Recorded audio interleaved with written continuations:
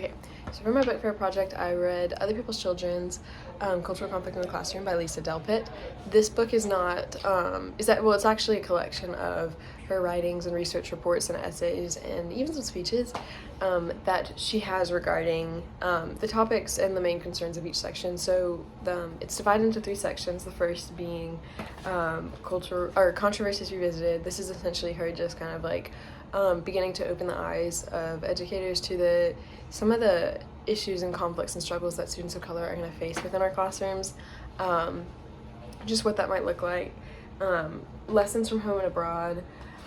She talks about her experiences teaching in Alaska and her experiences in Papua New Guinea and like what she witnessed with the schools there, and essentially this yes, so she talks about the culture that she experienced. Sorry, that was a weird pause. But she talks about her experiences there, things that she taught about the culture, and how she saw those like cultural needs met within the schools and the classrooms. And then looking to the future, she essentially takes what she took from the first 2 sections and applies it to the third of here's how we take what we know, what we talked about in these first 2 sections, and how we apply it to the classrooms in the future, to our personal classrooms, to create a better learning environment for students of other cultures and students of color. Top 2 takeaways. So the first one is this idea of the culture of power, which is essentially this idea that there's this main group of people who holds most of the power in society, whether that is they hold a lot of jobs. They hold the power to jobs. They publish books. They're teachers. They get to assess what is considered average with assessments, standardized assessments, and they get to create the curriculum. Basically, these people have a lot of power and a lot of say, and inevitably the culture of these people becomes the standard of the measuring stick by which other people are measured, by which other people are measured, and that essentially it is the job of a teacher in part to take the rules of this culture and to enlighten their students about it, their students who might not be of this culture and their students who maybe are, but just to give their students some sort of advantage to function within this culture of power so that they are not left behind not knowing the rules of this culture. My second takeaway is her idea of decontextualization happening within the classroom and how that can really impact students of other cultures. To talk about this, she talks about her experience in Alaska and how within the community that she was a part of there, context was a big part of it. She's like, they didn't have news. I think one thing she says is they didn't have newspapers.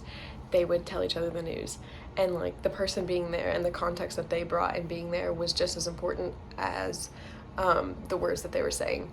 And she talks about how in classrooms sometimes we are so quick to because of the culture of power, which focuses more on text and less on context, just give them a paper with no context and say, read this and make sense of it. And it's really hard because a lot of students who come from context-rich cultures don't have the context to properly discern what's happening within that text, to properly draw meaning or comprehend that text. So she basically just talks about the importance of keeping context in the classroom with the text that we're using for everybody, and specifically for those students who come from context-rich cultures, that it's just important to bear in mind the power of context. She also kind of has this note that as teachers, people from context-rich cultures are going to look at what you as a teacher do more or just as much, or if not more, than the words that you're saying. So you could give them, like, this is my own personal example, to illustrate what she's saying, is you as a teacher could give them some sort of praise, like, hey, you're doing so great. But if your body language or your tone just says something maybe not, maybe doesn't say that is what the student's going to pick up on more, is your context rather than your words. So context is important was another thing that she talked about. Cautions. There are some controversial topics within this book that, if they're misinterpreted, could be really harmful. For example, she talks about how literacy is really great and it should be used as a tool for liberation, but it can also be used as a means for control. Her point being that sometimes literacy and the ability or sometimes text that people can read can be used to indoctrinate students or to press upon them some sort of rules or some sort of can be used basically just in unjust ways, and that literacy can basically these texts are really harmful for students. That's a good way to put it. And essentially she's not saying that literacy is bad, she's just saying more sometimes text can be used in harmful ways, but I think that if that was misinterpreted, that that could be used in a really harmful way for teachers to say, oh, well, we just won't worry about literacy. That's not what she's saying. She's just saying that text can be really harmful sometimes. So I think that being a warning that I would have is that there are some things that really need to be thought through thoughtfully, and you should not, basically there's a lot of things that if they're misinterpreted could be really harmful. That's just one example. There's a lot within the book. Significant quote I will actually turn to in my book is right here at the bottom, and it's essentially her talking about her her friend who's a Native American, and her struggles that she had with helping children to find joy within the classroom. And she asks him, after talking about how students often didn't find joy in the classroom, what the purpose of learning was, and he said the purpose of education is to learn to die satisfied with life.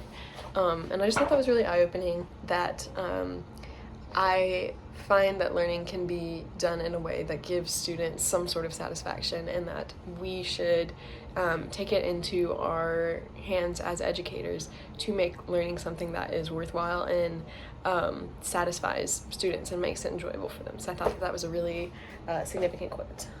That's all.